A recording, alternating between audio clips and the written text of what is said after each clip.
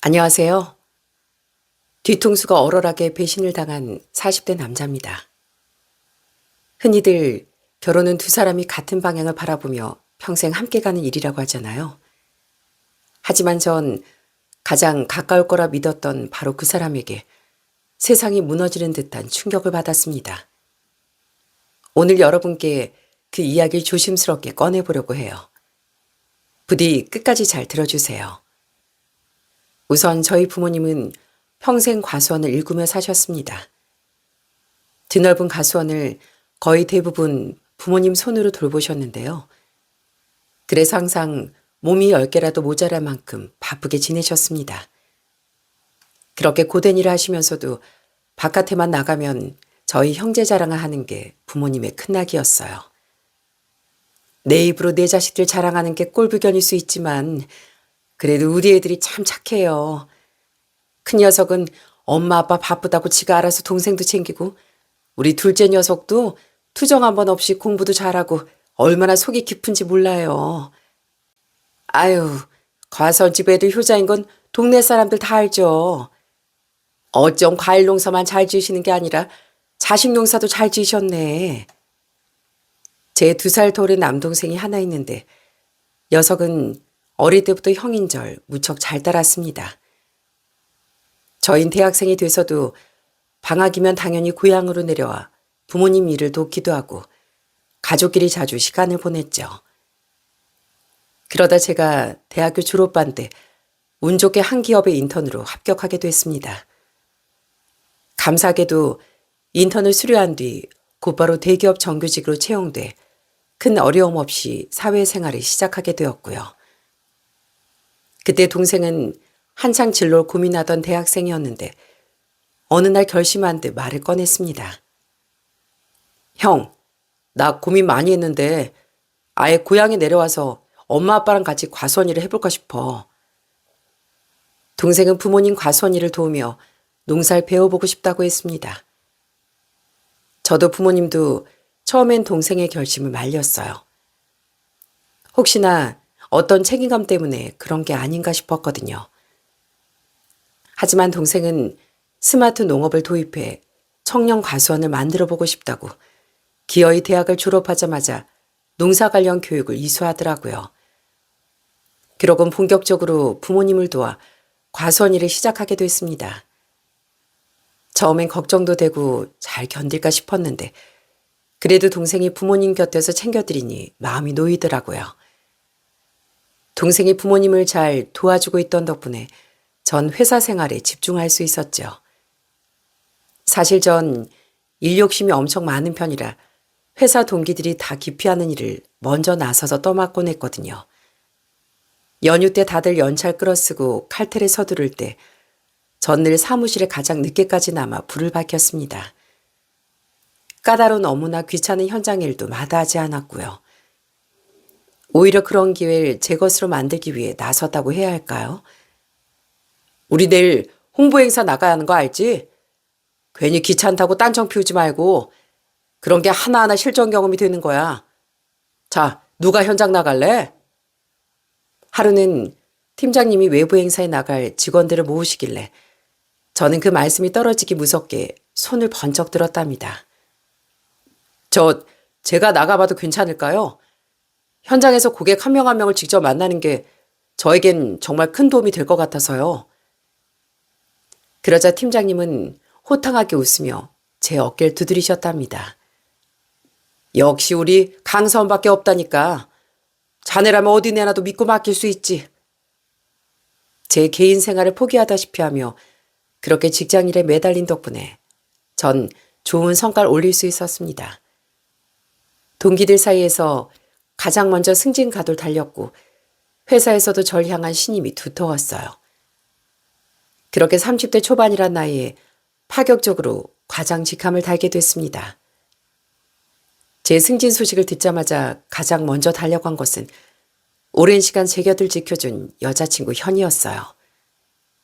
저는 과장 발령을 받자마자 미리 준비해둔 반지를 꺼내들었죠. 그리고 여자친구에게 그동안 바쁘다는 핑계로 잘 챙겨주지 못한 미안함과 고마움을 담아 진심으로 말했습니다. 현이야, 나랑 결혼해 줄래? 내가 세상에서 제일 행복한 여자로 살게 해줄게. 우리 결혼하자. 오빠, 정말 감동이야. 그래, 우리 결혼하자. 난 오빠를 세상에서 제일 행복한 남자로 만들어줄 거야. 사실 여자친구를 사랑하는 마음도 컸지만 가장 먼저 제가 결혼을 서두른 이유가 따로 있었어요. 그건 바로 처가 사정 때문이었죠. 연애 시절 처음으로 처가 인사를 드리러 갔던 날을 전 지금도 잊지 못합니다. 엄마, 언니랑 예비형 본다. 어디? 아이고, 반갑네. 내가 현이 엄마 되는 사람일세. 그래, 여기까지 오느라 고생했지? 그 당시 처간 서울 변두리 낡은 주택가에 있었어요. 차 한 대가 겨우 지나갈 법한 좁은 골목을 한참이나 걸어 들어가서 나오는 25평 남짓의 작은 집이었어요. 주변에 주택들이 워낙 다다닥 붙어 있어서 볕이 잘 들지 않는지 처간 현관문을 열자마자 눅눅한 냄새가 확 끼치더라고요. 어서 오게. 집이 좀 좁아서 그렇지? 얼른 들어와 앉게. 내가 뭐라도 좀 내올 테니까. 그래도 예비 장모님은 환한 미소로 절 반겨주셨어요. 전 장모님이 과일을 내오러 주방으로 가신 사이 집안을 슬쩍 둘러봤습니다. 장모님 아내 처제 이렇게 세 사람이 살기엔 턱없이 좁아 보이는 집은 살림살이들로 꽉 차 있더라고요. 벽지 곳곳엔 그간의 고단한 세월을 말해주는 흔적들이 누렇게 배어 있었고요. 그래도 예비 장모님과 처제가 잘 챙겨주시니 즐겁게 이야기를 나누고 있었습니다. 워낙 좁은 집이라 거실이 따로 없고 주방 한켠에 상을 깔고 앉아 있었지만요. 그런데 그때 싱크대 밑에서 손가락만큼 굵은 바퀴벌레 한 마리가 쓱 기어 나오는 게 보이더라고요. 전 소스라치게 놀라 펄쩍 뛰었는데 더 놀라운 건 장모님의 반응이었답니다. 장모님은 아주 별거 아니라는 표정으로 맨손으로 그 큰 벌레를 내리치셨거든요. 아유, 저놈의 벌레 새끼가 또 나왔네. 강서방 놀랐지? 하도 오래된 집이라 이래. 그러곤 아무렇지 않게 손을 닦으시는 모습에 전 말문이 막히더라고요. 잠시 빌려 쓴 화장실 역시 타일 곳곳이 깨져 있었고 낡은 배관 근처엔 누런 물때가 가득했습니다. 여자 셋이 이런 환경에서 산다는 게 정말 속상하더라고요. 그러다 본격적으로 결혼을 준비하며 아내에게 들은 처가 사정은 훨씬 더 기가 막혔습니다. 원래부터 처가 사정이 그렇게까지 어렵진 않았다고 하더군요. 서울의 번듯한 36평짜리 아파트에서 남부럽지 않게 살던 시절도 있었답니다. 하지만 아내가 고등학교 3학년 되던 해 장인어른이 바람이 나면서 평화롭던 가정은 순식간에 무너지고 말았죠. 바람난 아버지가 엄마가 모아둔 내 대학 등록금까지 싹 가져가서 그 여자한테 줬대. 그것도 모자라 집을 담보로 대출까지 받아 살림을 차렸다나 뭐라나.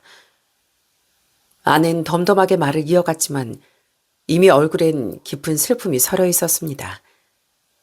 장인어른의 배신에도 불구하고 장모님은 두 딸을 지키기 위해 온갖 꾸준히를 마다하지 않고 지금까지 버텨오셨다네요. 결혼을 약속할 당시 아내는 고작 28이었어요. 하지만 그때 아내의 표정은 마치 세상의 온갖 풍파를 다 겪은 사람처럼 지쳐 보였습니다. 저는 그날 또 한 번 굳게 다짐을 했네요. 사랑하는 제 아내를 그 좁고 어두운 집에서 반드시 데리고 나가겠다고요. 그리고 평생 고생하신 장모님과 처제까지 내 진짜 가족처럼 성심껏 모시겠다고 마음먹었답니다. 제가 더 치열하게 일하고 승진에 목을 맸던 이유도 어쩌면 빨리 자리를 잡아 아내와 처가 식구들에게 든든한 울타리가 되어주고 싶었기 때문이었는지도 모르겠네요. 그렇게 저희는 양가의 축복 속에 결혼식을 올리게 됐습니다. 장모님은 결혼식 내내 눈물까지 보이시며 저희 부모님께 감사하다고 그렇게 몇 번이고 인사를 하셨어요. 사돈, 이렇게 바르고 훌륭하게 키운 아들을 저희 딸과 결혼시켜 주셔서 정말 감사드립니다. 아유, 사도 무슨 그런 말씀을 하세요. 저희야말로 현이같이 참하고 예쁜 아가씨를 이렇게 며느리로 맞을 수 있어서 영광인걸요. 부모님은 혼자 혼주석에 앉아 계시는 장모님을 잘 챙겨주셨습니다. 그렇게 결혼식이 끝나고 장모님은 연신 제 손을 붙잡고 아내를 잘 부탁한다고 말씀하시더라고요. 우리 현이 부모가 못나서 고생만 시킨 내 딸 잘 부탁하네. 정말 고맙네. 장모님, 걱정하지 마십시오. 제가 앞으로 아내랑 처제 그리고 장모님까지 정말 잘 모실게요. 이제 두 번 다시 힘든 일은 없을 겁니다. 그 약속은 정말이지 진심이었거든요. 그 이후로 전 제 친가 식구들보다 처가 식구들을 더 살뜰히 챙겼습니다. 명절이나 생신이 아니더라도 수시로 전화할들이 안부를 여쭙고 빼놓지 않고 용돈까지 챙겨드렸죠. 장모님은 제가 용돈을 드릴 때마다 손살을 치며 마음만 받겠다고 하시더군요.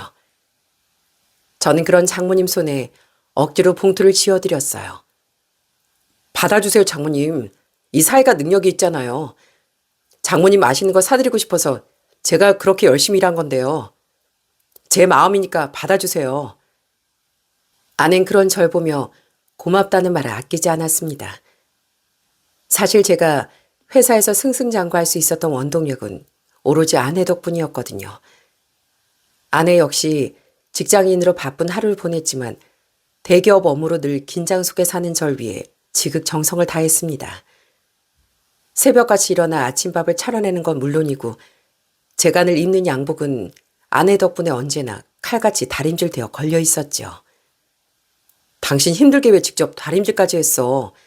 그냥 입고 가도 되는데 아니면 세탁소에 맡겨도 되고. 제 걱정 섞인 핀잔에 아내는 오히려 환하게 웃으며 제 넥타이를 매만져 주더군요. 내가 하고 싶어서 그래. 내가 뭐라고 했어? 당신 우리 집 기둥이고 자존심이야. 난 내 남편 밖에 나가서 기죽지 않게 항상 깔끔하고 멋졌으면 좋겠거든. 아내의 그런 응원은 절 더 열심히 살게 했습니다. 덕분에 전 회사에서 초고속 승진을 거듭하며 마침내 부장 직함까지 달게 되었어요. 그 사이 예쁜 아이가 둘이나 태어났고 아내는 한동안 육아에만 전념했죠. 퇴근하고 돌아올 때마다 아이들과 아내가 반겨주니 그보다 행복할 수가 없더라고요. 오늘도 고생 많았어, 여보. 얼른 씻고 나와. 밥 다 됐어. 오늘은 당신 좋아하는 황태국 끓였어. 아내 그 한마디면 하루 종일 쌓였던 피로가 눈녹듯 사라졌습니다. 밖에서 수많은 직원들 거느린 부장이었지만 집안엔 그저 아내 응원에 기대에 사는 남편일 뿐이었죠. 아내가 육아휴직을 써준 덕분에 아이들은 무럭무럭 자라났고 애들이 어린이집에 갈 때쯤 아내는 다시 사회로 나갈 준비를 했습니다. 다시 회사로 복귀한 아내의 표정은 전보다 훨씬 생기가 넘치더라고요. 당신 다시 복직하고 나서 기분이 엄청 좋아 보이네. 역시 집안에만 있는 것보다 사회생활하는 게 좋지? 솔직히 난 요즘 사는 게 정말 재밌어. 경력 단절이 조금 있어서 회사를 다시 배우는 게 좀 어렵긴 한데 그래도 너무 보람되고 신난다. 전 진심으로 아내의 복직을 응원해주고 싶었어요. 다행히 아이들 육아는 멀지 않은 곳에 사시는 장모님이 도와주셨고요. 연세도 있으신데 손주들 돌보느라 고생하는 장모님께 죄송해 전 더 헌신적으로 장모님을 모셨습니다. 주말이면 장모님을 모시고 근교로 나가 바람도 쐬고 무릎이 안 좋으시다는 말 한마디에 바로 유명하다는 병원을 수소문해 예약해드렸죠. 하루는 장모님과 처제가 좋아하는 음식을 일부러 포장해 처가에 들렸는데요. 장모님은 절 보자마자 버선발로 나오시며 반기셨답니다. 아유, 우리 사위 왔나. 바쁜데 뭘 이런 걸 다 사왔어. 장모님, 제가 누굽니까? 대한민국 최고의 사위잖아요. 장모님 드시고 싶다는데 어디라도 출동해야죠. 처제도 얼른 와서 먹어. 아싸, 형부 최고. 잘 먹을게요, 형부. 제 입으로 얘기하기 좀 쑥스럽지만 전 정말 처가 식구들에게 최선을 다했습니다. 우선 전 결혼하자마자 장모님 생활비를 책임지기 시작했어요. 육아를 도와주시는 것에 대한 감사의 마음은 당연한 거였고, 장모님이 이젠 식당 일이나 굳은 일로 고생하지 않으시길 바랬습니다.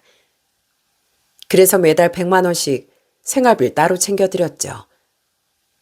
그러다 우연한 계기로 처가에 아직 장인어른이 남기고 간 빚이 남아있다는 걸 알게 됐습니다. 장모님, 아직도 그 옛날 빚이 남아있어요? 계속 두면 이자만 나갈 텐데 그거부터 얼른 처리하시죠. 아휴, 내가 왜 그걸 모르겠나. 돈이 없어서 그렇지, 돈이. 전 그 소리를 듣고 한참을 고민하다 여기저기 여윳돈을 끌어 그 빚을 전부 정리해드렸답니다. 그 소식을 알게 된 장모님은 펄쩍 뛰며 기뻐하셨어요. 강서방, 아니 그 큰 돈을 어떻게 갚았어? 아우, 내가 염치가 없어도 너무 없어서 얼굴을 못 들겠네. 그래도 정말 고맙네, 고마워. 그 빚 때문에 내가 자다가도 가슴이 답답해서 잠이 안 올 지경이었는데 이제야 두 다리 쭉 펴고 자겠네. 장모님은 제 손을 붙잡고 아이처럼 엉엉 울며 고마움을 전하셨습니다. 그 눈물을 닦아드리며 저 역시 마음이 뭉클해졌어요. 그러다 어느 날은 장모님 생신 무렵이었는데 장모님께선 평생 비행기 한 번을 못 타보셨다고 하더라고요. 마침 생신이기도 하고 처가 식구들과 여행 한번 못 가본 것 같아 전 큰맘 먹고 동남아 여행을 준비했습니다. 처제까지 모두 데리고 떠난 첫 해외여행에서 전 가이드 역할을 자처했고요. 다행히 제가 영어를 어느 정도 하는지라 현지에서도 장모님을 모시고 여행하기에 무리가 없었네요. 아유, 똑똑한 우리 사이가 영어도 잘하네. 자넨 대체 부족한 게 뭔가? 장모님은 그런 절 보며 멋지다고 무척 좋아하셨죠.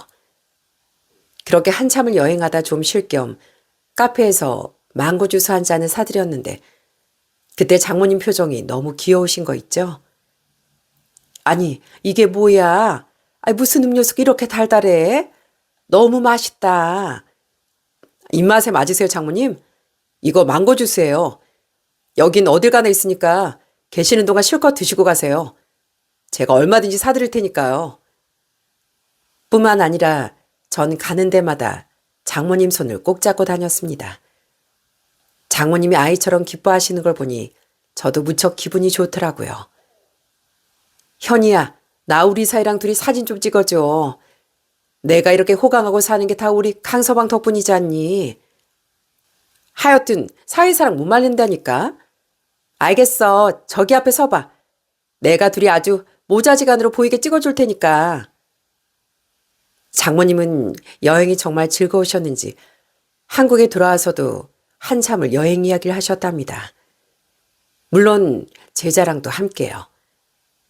전 그런 장모님의 길을 더욱 살려드리고 싶어 마침 계모임이 있으시다길래 일부러 저희 회사 근처에 최고급 한정식집을 예약해드렸죠. 제가 퇴근할 무렵 장모님 계모임도 슬슬 끝나갈 것 같아 일부러 시간을 내어 식당을 찾았습니다. 그랬더니 장모님과 장모님 친구분들이 절 보고 박수까지 치시는 거예요. 어머 어머, 맨날 말로만 듣던 그 잘난 사이 오셨네. 오늘 식사 계산도 미리 다 했다면서요? 아휴, 우리까지 이렇게 포식해서 어떡하나. 아유, 당연히 장모님 친구분들 오셨는데 제가 대접을 해드려야죠. 앞으로도 저희 장모님 잘 부탁드립니다. 혹시 뭐 부족하시면 주문 편하게 더 하시고요.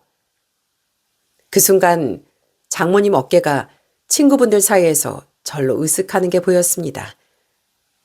장모님 친구분들은 요즘 세상에 저런 사이가 어디 있냐며 입이 마르도록 칭찬을 아끼지 않으셨어요. 내가 남편 복은 없어도 자식 복이랑 사위 복 하나 끝내주나 봐. 고맙네 강서방. 덕분에 오늘 내가 정말 큰 대접 받았네. 전 진심으로 장모님께 뭔가를 해드리는 게 아깝지가 않았고 오히려 저한테도 의지하셔도 좋겠다고 생각했습니다. 언젠가 또 한 번은 장모님이 쓰시는 핸드폰을 유심히 보게 되었어요. 그런데 액정이 여기저기 금이가 있고 속도도 너무 느린 구식폰이었답니다. 장모님은 통신비가 무서워 데이터를 아예 쓰지도 않으시더라고요. 그 소리를 듣고 제가 또 가만히 있을 수가 없었죠. 전 곧바로 최신형 스마트폰을 구입해 장모님께 선물해드렸습니다. 요금제도 제 명의로 돌려 마음 편히 쓰시게 하고 가장 먼저 단축번호 1번에 제 번호를 저장해드렸습니다. 장모님, 혹시라도 급한 일 생기거나 제 목소리 듣고 싶으시면 이거 1번만 꾹 누르세요. 그럼 저한테 바로 연결되니까 걱정 마시고요. 장모님은 새로운 장난감이라도 얻은 듯 한참을 새 핸드폰을 만지작거리셨어요. 그러다 얼마 뒤 장모님이 1번을 누르셨는지 몇 번이고 전화가 걸려오더군요. 장모님, 이 사위 목소리 듣고 싶으셔서 계속 전화하시는 거죠? 이번 주말에 애들 데리고 처가에 갈까요? 아휴, 내가 전화기 쓰는 거 연습하다가 자네 바쁜데 귀찮게 했나 보네. 미안해, 강서방. 그래도 주말에 놀러 와주면 너무 좋지. 전화기 너머로 들려오는 장모님의 밝은 목소리를 들으며 전 더 열심히 살아야겠다고 다짐했습니다. 처가 식구들을 제 진짜 가족으로 여기고 사는 게 제 인생에서 가장 잘한 일이라는 확신까지 들었어요. 저의 이런 정성과 관심은 큰일이 날 뻔한 걸 막기도 했답니다. 전 평소에 저희 부모님은 물론이고 장모님 건강에도 각별히 신경 쓰는 편이었거든요. 그래서 종종 건강검진을 모시고 갔었는데 그 무렵 장모님은 소화가 잘 안 된다며 습관처럼 소화제를 찾으셨거든요.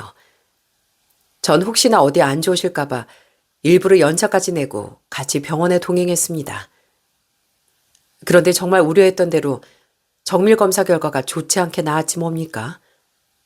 무려 암이라는 청정병력 같은 소식을 듣게 된 거였죠. 전 눈앞이 깜깜했지만 정신을 바짝 차렸습니다. 아내와 처제는 이미 소식을 듣자마자 울기 시작했고 그래도 유일한 남자인 제가 할 일이 많았거든요. 전 당장 장모님을 대학병원에 입원시키고 유명하던 의료진을 수소문했습니다. 저희 장모님 제발 무사히 퇴원할 수도 있도록 이렇게 부탁드립니다. 치료비는 얼마든 괜찮으니까 치료할 수 있는 모든 걸 부탁드려요. 그래도 장모님이 초기에 발견이 되셨던지라 다행히 수술은 성공적으로 끝날 수 있었네요. 하지만 문제는 퇴원 후 유양하실 집이었어요. 그 당시 장모님이 계시던 낡은 주택은 지은 지 수십 년이 지나 단열이 전혀 되지 않았거든요. 게다가 환풍이 잘 안 돼 눅눅한 기운이 늘 감돌았는데 암 수술을 마친 환자가 회복하기엔 최악의 환경이었죠. 가파른 골목길과 낡은 화장실을 떠올리니 전 도저히 그곳으로 장모님을 모실 수가 없더라고요. 결국 아내와 긴 상의 끝에 큰 결단을 내렸습니다. 그동안 미래를 위해 차곡차곡 모아두었던 적금을 깨고 모든 여윳돈을 탈탈 끌어모았죠. 그리고 드디어 장모님이 병원 가시기도 편하고 채광도 좋은 깨끗한 아파트 전셋집을 하나 얻어드렸어요. 장모님, 이제 그 낡은 집은 잊으시고 저하고 아내가 병원 가기 편하고 깨끗한 곳으로 집을 알아봐 놨거든요. 병원에서 퇴원하시면 바로 그리로 가시면 될 것 같아요. 강서방, 그 큰돈이 어디 있다 그래. 난 그냥 살던 데서 살다 죽어도 여한 없어. 현이랑 자네 살기도 팍팍할 텐데 이게 도대체 무슨 짓인가. 장모님, 그런 말씀 마세요. 저희가 밖에서 마음 놓고 일할 수 있었던 건 장모님이 바로 저희 애들 정성으로 봐주신 덕분이잖아요. 이젠 좋은 곳에서 건강하게 오래 사시는 게 저를 도와주시는 거예요.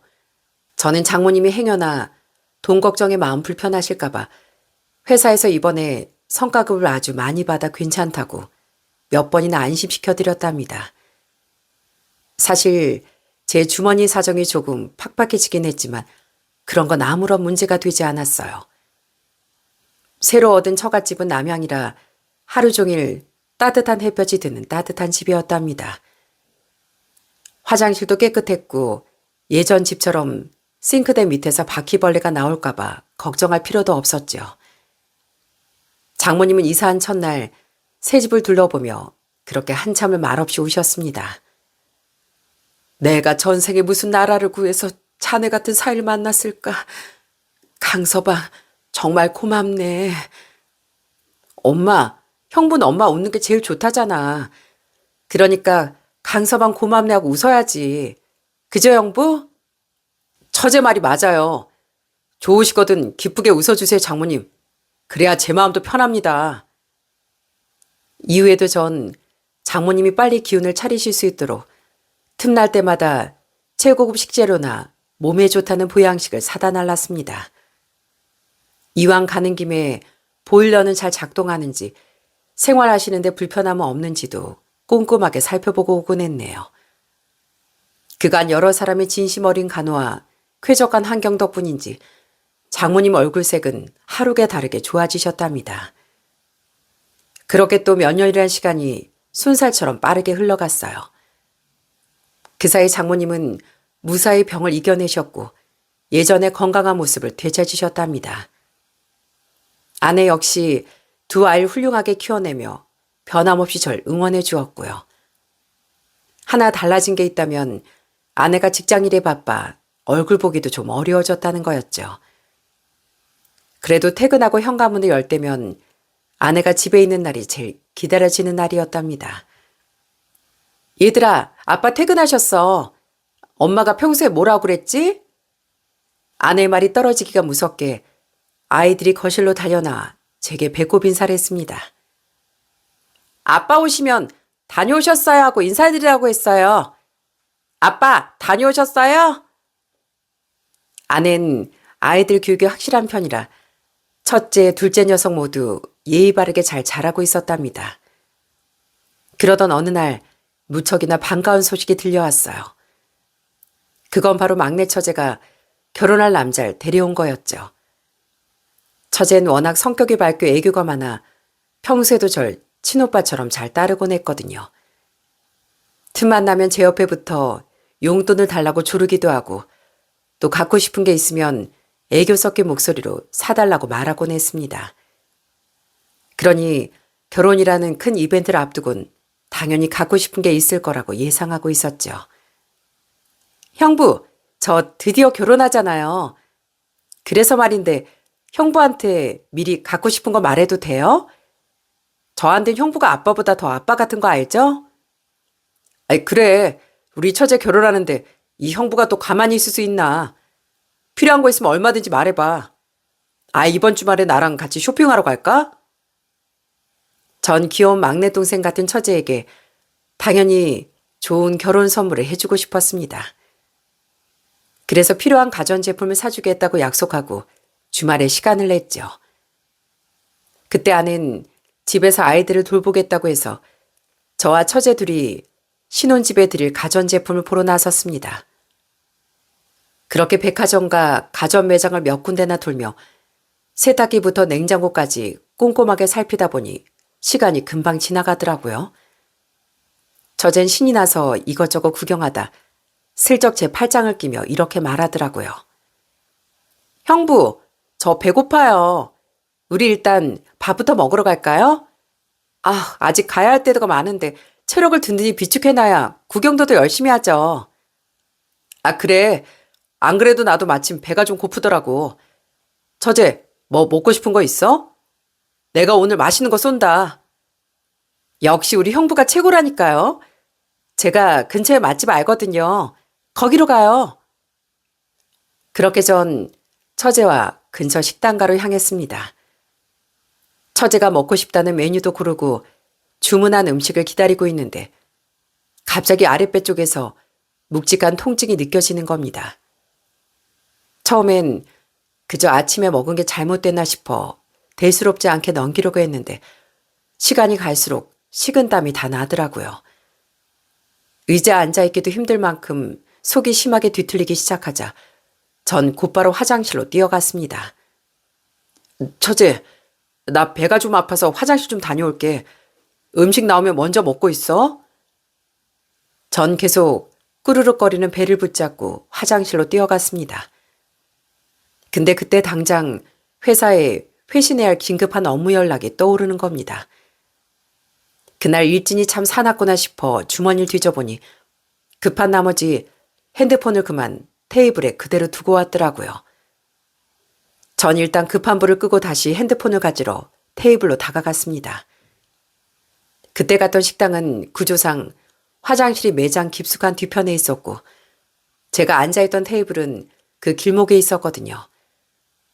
처젠 그때 식당 입구 쪽을 바라보며 등을 돌리고 앉아 있었는데 그 때문인지 제가 다시 다가오는 걸 전혀 눈치채지 못하고 있더라고요. 그래서 전 처제가 누군가 은밀하게 통화하는 소리를 듣게 되었죠. 평소 처제의 발랄한 목소리가 아니라 아주 조심스러워 보여 저도 모르게 몸을 숨기고 통화 내용을 엿듣고 있었네요. 그런데 그 대화 내용이 가히 충격적이었답니다. 언니, 오늘 형부랑 같이 쇼핑하는데 나 진짜 미안해 죽는 줄 알았잖아. 아무리 생각해도 우리 형부 같은 사람이 없는데 진짜 내가 왜 이런 죄책감을 느껴야 돼. 거기서 언니라면 분명 제 아내를 말하는 것이겠죠. 저의 충격적인 말은 거기서 끝이 아니었어요. 정말이지 제 심장을 그대로 도려내는 듯한 충격 그 자체였답니다. 저번에 언니가 요즘 만난다고 소개해준 남자도 괜찮긴 했는데 그래도 웬만하면 그 언니 회사 부장이랑 그냥 잠깐 즐기고 정리해. 우리 형부 같은 남자가 어딨어. 그냥 형부랑 살면서 몰래 만나든가 하라고. 요즘 왜 오피스 허스밴드라는 말도 있잖아. 저는 그 자리에 그대로 얼어붙었습니다. 그러면서 제 길을 의심하고 또 의심했어요. 장모님이 암에 걸렸을 때 제 적금까지 해서 전셋집도 해드리고 처가 식구들을 제 친가보다 더 살뜰히 챙기며 그렇게 모든 걸 쏟아부었는데 돌아온 결과가 이런 것이라뇨. 아내가 복직한 후 유난히 신나 보였던 것도 아내 직장의 부장과 바람을 피우고 있던 거였고 절 친오빠처럼 아빠처럼 따르던 처제 역시 그 모든 사실을 알고도 오히려 저만 호구처럼 이용해 먹고 있던 거였죠. 그 모든 말을 다 듣고 나자 아까 전 미치도록 아프던 배는 더 안중에도 없었네요. 대신 끓어오르는 분노와 배신감이 들끓었습니다. 전 떨리는 손으로 처제의 어깨를 강하게 잡았어요. 그러자 처제는 수스라치게 놀라며 비명을 질렀고 들고 있던 핸드폰을 바닥에 떨어뜨릴 뻔했네요. 전 그 순간 처제 손에서 핸드폰을 낚아채듯 빼앗았습니다. 수화기 너머에선 당황한 아내의 목소리가 들려오고 있었죠. 여보, 나야. 처제랑 아주 즐거운 통화를 하고 있었네. 근데 당신한테 다른 남자가 있었다고? 당신 직장 부장이 그렇게나 잘해줬나 봐? 전 너무 화가 나니 오히려 아주 이성적이고 차분해지더라고요. 그때 아내는 아무런 대꾸도 못하고 계속 말을 더듬기만 하더군요. 그게 아니고 여보 내 말 좀 들어봐. 당신이 지금 뭔가 오해하고 있는 거야. 하지만 아내의 변명을 더 들을 가치도 없더라고요. 전 사색이 되어 절 올려다보는 처제에게 쏘아붙였어요. 처제도 이미 다 알고 있었던 거네. 내가 그동안 장모님한테 어떻게 했는데 처제 결혼한다고 가전제품 사주러 여기까지 따라온 나한테 어떻게 이럴 수가 있어. 어떻게 내 뒤통수 이렇게 때릴 수 있냐고. 처제는 그저 입만 뻥긋거릴 뿐 어떤 말도 내뱉지 못했습니다. 전 눈앞이 캄캄해지고 세상이 무너지는 기분이었지만 정신을 차려야 했죠. 여태껏 제가 베풀었던 그 모든 호의와 사랑이 한순간에 쓰레기통에 처박힌 느낌이었거든요. 당신의 식구들 다시 내 얼굴 볼 생각하지도 마. 처제도 당신 언니도 그리고 장모님까지. 내가 해드린 전셋집에서 당장 짐 싸서 나가라고 해. 당신들이 사람이야? 그동안 날 얼마나 우습게 봤으면 이런 짓을 벌여. 전 처제 핸드폰을 거치게 내던지고 식당을 빠져나왔습니다. 뒤에서 처제가 형부를 부르며 따라오는 소리가 들렸지만 돌아보지도 않았죠. 그렇게 식당 문을 박차고 나오자마자 느끼는 차가운 공기에 정신이 번쩍 들었습니다. 그동안 제가 가족을 위해 쏟았던 정성과 시간이 한순간에 오물로 변해버린 것 같아 구역질까지 올라왔어요. 전 그 길로 차를 몰았습니다. 손이 바들바들 떨렸지만 가장 먼저 해야 할 일이 있었거든요. 전 곧바로 그날 오전 처제와 함께 돌며 결제했던 가전 매장과 가구점에 차례로 전화를 걸었죠. 오늘 오전에 결제한 냉장고, 세탁기, 에어컨 전부 취소해 주세요. 아, 네, 지금 당장요. 위약금이 발생해도 상관없으니까 전액 결제 취소 처리 부탁드립니다. 수천만 원에 달하는 혼수용품들이 전화 몇 통으로 하나둘씩 지워져 나갔습니다. 처제가 애교를 떨며 골랐던 최고급 소파 침대도 예외가 아니었죠. 처제가 제기했던 그 모든 가식이 사실은 제 주머니를 털기 위한 사탕발림이었다는 걸 깨달으니 단 이런 한 푼도 쓰고 싶지가 않았거든요. 잠시 후 그 결제 취소 문자가 처제한테도 전송됐는지 10분도 지나지 않아 처제한테서 전화가 빗발치기 시작했습니다. 전 몇 번을 무시하다가 겨우 전화를 받자마자 처제는 아주 듣기 싫은 목소리로 짜증을 부리더군요.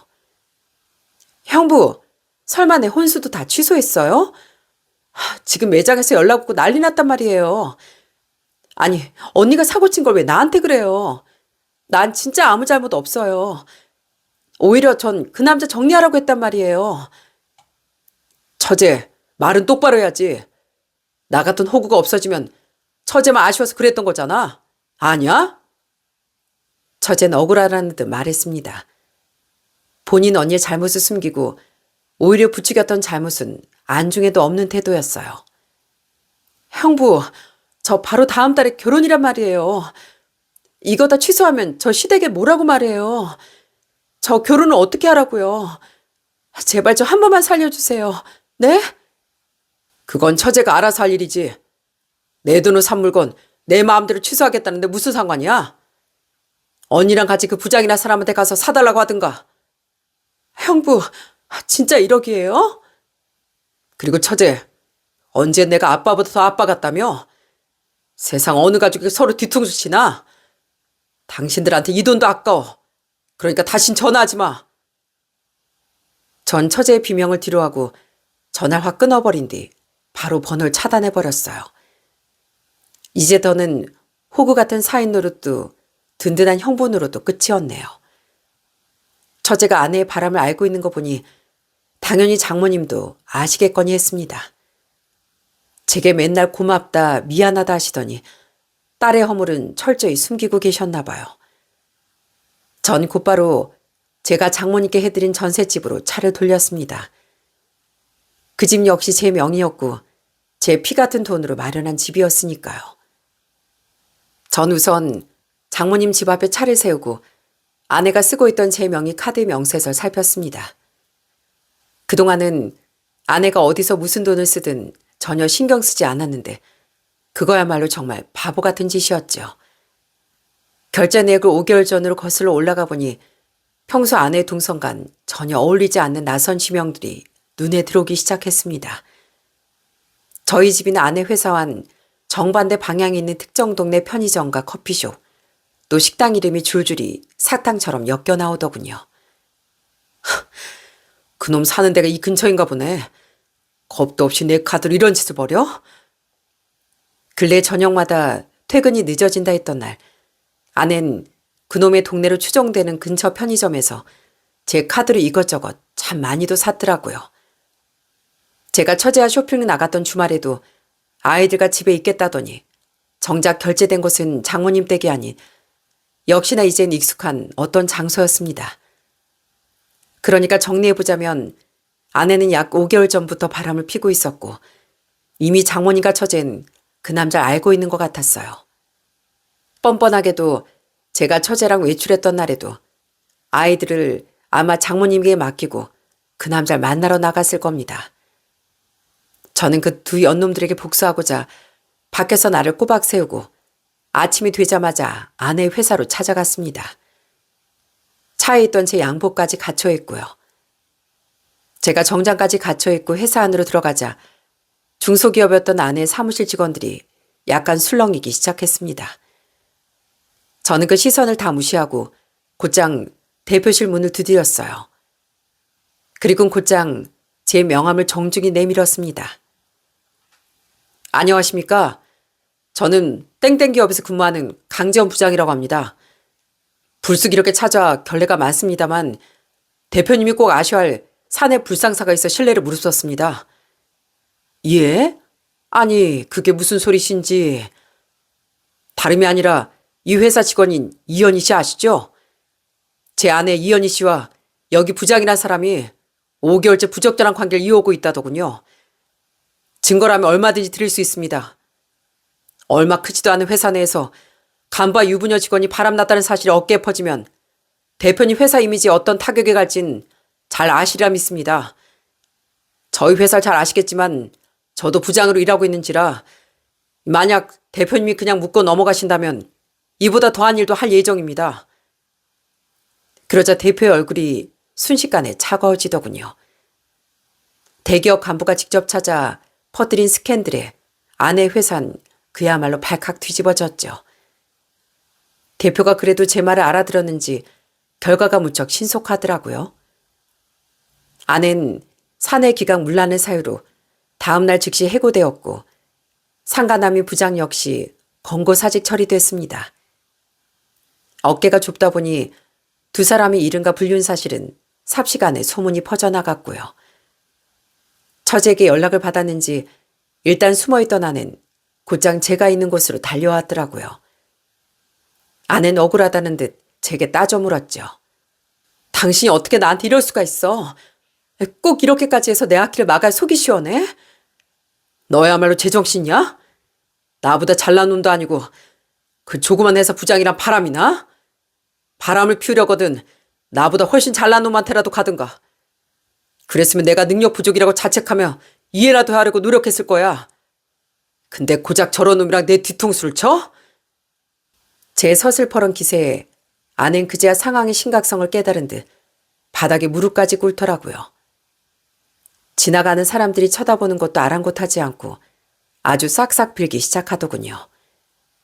여보, 내가 정말 잘못했어.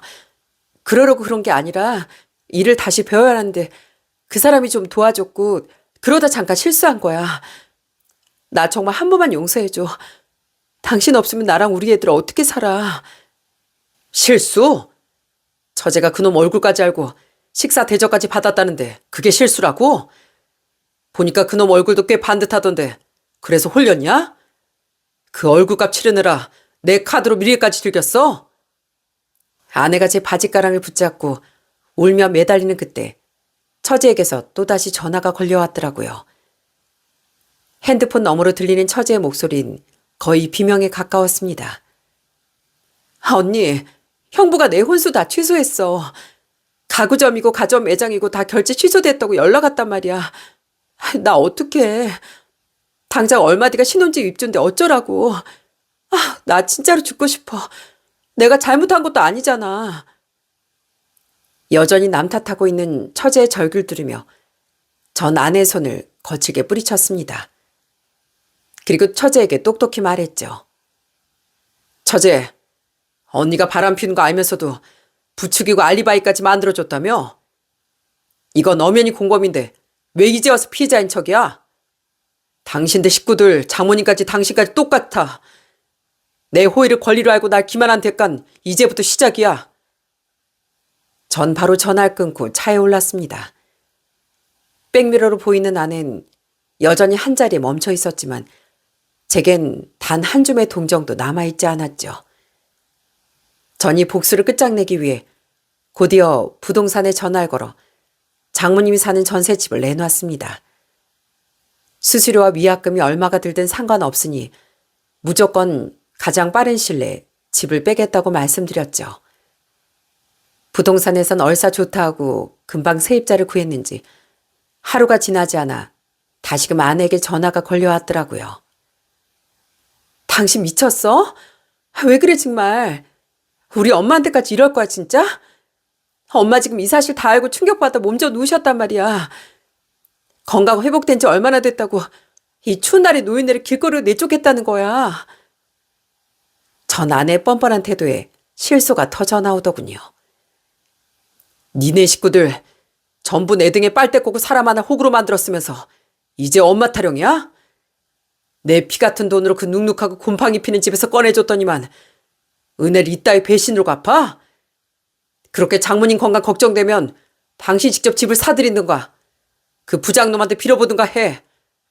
너도 당장 짐 싸서 내 집에서 나가고. 그 이후 저는 변호사를 선임해 아내 상대로는 이혼 소송을, 그 상간남 부장을 상대로는 상간남 위자료 소송을 동시에 제기했습니다. 아내는 제 바짓가랑이를 붙잡고 울며 배달렸지만 전 어서 이 지겨운 관계를 끝내고만 싶더라고요. 너 같았으면 평생 있는 거 없는 거 다 퍼줬는데 이렇게 뒤통수 맞고도 그 좋은 집에 살게 해주겠냐? 고마운 줄도 모르고 바람이나 피우던 그 배짱으로 한번 살아봐. 지금 우리가 살고 있는 이 아파트도 내 명의니까 부동산에 내놨어. 너도 몸만 나갈 준비나 해. 제가 아내를 아주 몰인정하게 내치자 1시간도 되지 않아 장모에게서 전화가 걸려왔더라고요. 장모님 역시 뭐가 그렇게 분하고 억울한지 예전에 다정하면 온데간데 없고 억울함과 분노만 가득해 보이더라고요. 아니 강서방, 진짜 왜 그러나? 자네 미쳤나? 내가 바람 피운 것도 아니지 않나? 자네 처가한테 잘하겠다고 손가락 걸고 그렇게 약속할 때는 언제고? 왜 나한테까지 전셋집을 빼라 마라 하는 거야? 이 늙은이 길바닥에 나 앉아 죽는 걸 보고 싶어 이래? 아주머니, 착각하지 마세요. 제가 아주머니 암 수술비 내드리고 이 좋은 전셋집까지 해드린 건 다 제 아내 어머니라서 그랬던 겁니다. 저한테는 어머니 같은 분이었으니까요. 근데 이제 그 여자랑 전 남남인데 제가 왜 생판 남의 아주머니 전셋집까지 책임져야 하죠? 제가 아직도 호구로 보이세요? 강서봐, 그래도 우리가 함께한 세월이 있는데. 그 세월을 망친 건 제가 아니라 바로 아주머니 딸입니다. 따님 교육 잘못시킨 탓을 하세요. 그리고 처제한테 들으니까 아주머니도 아내가 밖으로 도는 거 어느 정도 눈치채고 계셨다면서요?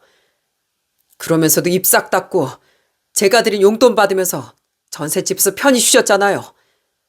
이제 그 편안한 생활도 끝이네요. 다음 주까지 짐 안 빼면 법대로 강제 집행 들어갈 테니 알아서 하세요. 전화를 끊고 나니 아주 가슴속이 뻥 뚫리는 듯한 해방감이 느껴졌습니다. 동시에 그동안 제가 처가 식구들한테 보냈던 진심과 사랑이 한순간에 다 끝장나 버렸어요. 전 정말 한 가족이라 생각하고 평생 그 사람들에게 잘해주고 싶었거든요. 물론 제 진심은 형편없이 망가져 버렸지만요. 그 이후 아내와 이혼 소송은 생각보다 빠르게 마무리됐습니다.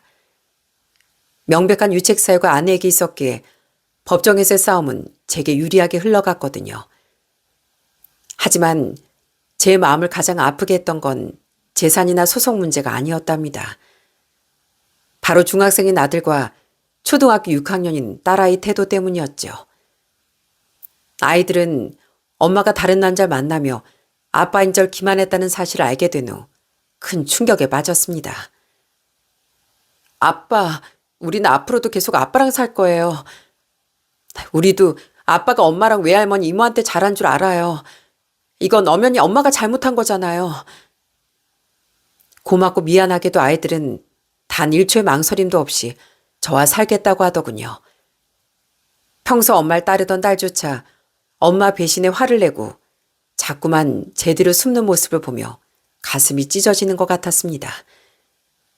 아이들에게 이런 상처를 준 아내가 원망스러워 견딜 수가 없더라고요. 결혼 생활이 길었고 자녀가 있었기에 법에 정해진 대로 어느 정도의 재산 분할은 피할 수 없었답니다. 하지만 나는 곧 현실이 얼마나 냉정한지 깨닫게 됐죠. 제게서 떼어간 돈으로 장모와 함께 살 집을 구하려 했지만 제가 해주었던 그 깨끗하고 넓은 아파트 전세가엔 턱없이 부족했을 겁니다. 결국 아내야 장모는 짐을 싸 예전처럼 좁고 낡은 서울 변두리 집으로 다시 기어 들어갈 수밖에 없었답니다. 곰팡이 냄새가 나고 바퀴벌레가 기어다니던 그 지긋지긋한 현실로 제 발로 돌아간 셈이죠. 아내 매일같이 제게 장문의 메시지를 보내 눈물로 후회하며 빌었지만 저는 그 모든 연락을 차단한 채 읽지도 않았네요. 이미 버스는 떠난 뒤였으니까요. 처제의 상황도 풍비박산이 나기 마찬가지였답니다. 제가 수천만 원 상당의 혼수를 전부 취소해버리는 바람에 결혼식을 앞두고 있던 처제는 그야말로 발등에 불이 떨어졌죠. 결국 처제는 시댁의 눈치를 보느라 급한 대로 신용대출까지 끌어다 빚을 내 혼수를 장만해야 했나 봅니다. 그 과정에서 아내와 처제는 서로 멱살을 잡고 차마 입에 담지도 못할 욕설을 내뱉으며 크게 싸웠다는 소식도 들었네요. 언니 때문에 내 인생 다 망했잖아. 형부한테 도대체 왜 그랬어? 가만히만 있었어도 내가 이런 빚더미에 앉진 않았을 거 아니야. 야, 너도 다 알고 옆에서 얻어먹고 즐겼으면서 이제 와서 왜 난리야? 너도 공범이야. 물론 일상이 완전히 흔들린 건 저 역시 마찬가지였답니다. 고향에 계신 부모님도 그 소식을 듣고 놀라 단박에 서울로 올라오셨으니까요. 할 만큼 했다, 아들. 그래, 그동안 얼마나 소가리를 했니? 고생 많았다. 넌 그동안 사위로서 남편으로서 정말 할 만큼 최선을 다한 거야. 그러니 더 이상은 미련 갖지도 마라. 부모님의 따뜻한 위로와 응원을 받으며 전 무너졌던 마음을 다시 다잡았습니다. 한 가정이 무너질 때 가장 큰 상처받는 건 결국 아무 죄 없는 아이들이란 사실을 뼈저리 느꼈기에 전 아이들을 위해서라도 더 단단해지기로 결심했어요. 가끔씩 전 아내 생각이 떠오를 때면 간통죄가 부활해 그런 인간들을 싹 다 감옥에 보낼 수 있다면 얼마나 좋을까 이런 생각까지 하기도 합니다. 하지만 이제 제 인생에서 그들에게 자리를 주는 일은 없어야겠죠. 더는 남의 집에 마음 쓰며 호구 노릇할 일도 믿었던 사람에게 뒤통수를 맞을 일도 없어야 할 테니까요. 전 이제 오직 저만 바라보고 있는 아이들과 절 믿어주시는 부모님만 생각하며 살아가려고 합니다. 비 온 뒤 땅이 굳어진다는 말처럼 지난 시련은 절 더 강하게 만들었습니다. 이 사연을 듣고 계신 분들 중 제가 정말 바보 같다고 왜 그렇게 퍼주기만 했냐고 욕하는 분들도 계실 겁니다. 그때 전 가족을 지키는 게 사랑이라고 믿었고 끝까지 믿어주는 게 의리라고 생각했던 사람이니까요. 어쩌면 어리석었을지도 모르겠습니다. 하지만 전 적어도 제 마음만큼은 거짓으로 살지 않았다고, 최선을 다했다고 스스로에게 말해주고 싶네요. 답답하시겠지만 여러분도 이런 제 진심을 알아주셨으면 합니다. 그럼 이만 제 사연은 여기서 줄이겠습니다. 들어주셔서 정말 감사합니다.